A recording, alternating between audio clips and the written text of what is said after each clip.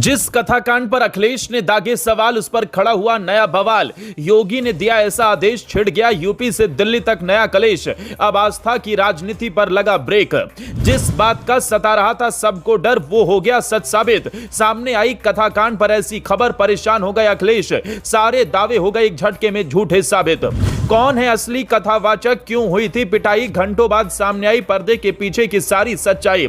एक घिनौने खेल का भी पर्दाफाश, योगी ने दे डाला अफसरों को बड़ा आदेश। कथा की आस्था टूटी, यूपी की सियासत भड़की। जी हां, ये बात तो सच है, क्योंकि इटावा में कथाओं की पवित्रता पर गहरा धब्बा लगा है। लेकिन इस मामले में अब ऐसी सियासी भिड़ंत अखिलेश और योगी में हुई है जिसने दिल्ली तक सियासी तापमान चढ़ाया हुआ है। एक और जहां भागवत कथावाचक मणि मुकुट यादव और उनके सहयोगी संत कुमार यादव को लेकर अखिलेश योगी सरकार को घेर रहे हैं, तो वहीं दूसरी ओर इन कथावाचकों पर अब छेड़खानी और फर्जीवाड़े का आरोप लगा है, जिसने सबको हैरान कर दिया है।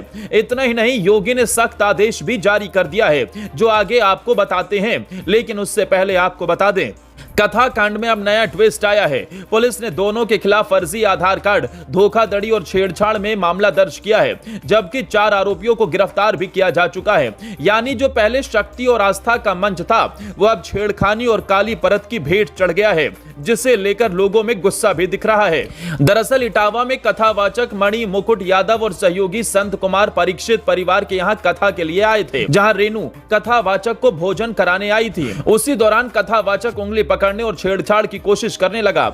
इसके बाद परीक्षित परिवार ने आरोप लगाया कि कथावाचकों ने आस्था का दुरुपयोग किया और उन्हीं नापाक इरादों के सहारे फर्जी पहचान बनाए। इतना ही नहीं, नाम और जाति बदलकर आधार कार्ड भी बनवाए, जिसके खिलाफ योगी फोर्स का सख्त एक्शन हुआ है। इटावा डीएसपी ने सख्त मानदंड अपनाया और फर्जी आधार कार्ड, नाम और जाति बदलना, खुद को कथावाचक बताकर धोखाधड़ी करने के आरोप में केस दर्ज कर लिया है।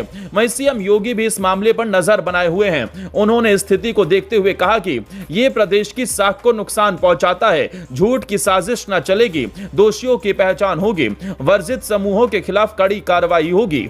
इतना ही नहीं, योगी ने इस मामले में शासनादेश का इंतजार नहीं, बल्कि तत्परता से जिम्मेदारी उठाने का निर्देश दिया, जिसके बाद हड़कंप मच गया, क्योंकि यह मुद्दा अब सिर्फ इटावा तक सीमित नहीं रहा, यह सियासी भूचाल लेकर आया है।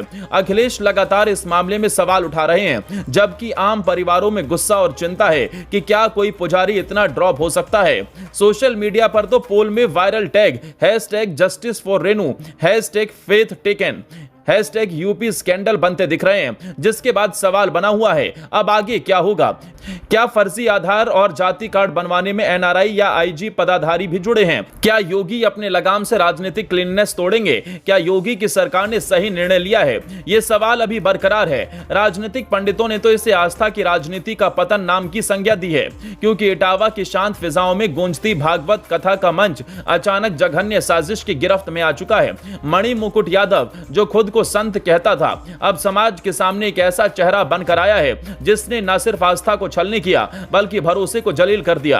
फर्जी पहचान, छेड़खानी और धोखाधड़ी, ये किसी मामूली अपराधी की करतूत नहीं, बल्कि एक कथावाचक के नाम पर समाज के विश्वास से किया गया खिलवाड़ था। और जैसे ही योगी को इस मामले की भनक लगी, तो जांच के आदेश जारी हो चुके हैं। लोग सवाल कर रहे हैं, कथा के मंच पर बैठा ये कथित संत असली था या राजनीति का मोहरा? ये सवाल अभी भी बरकरार है, जिसका जवाब कब मिलता है, ये आने वाला समय ही बताएगा।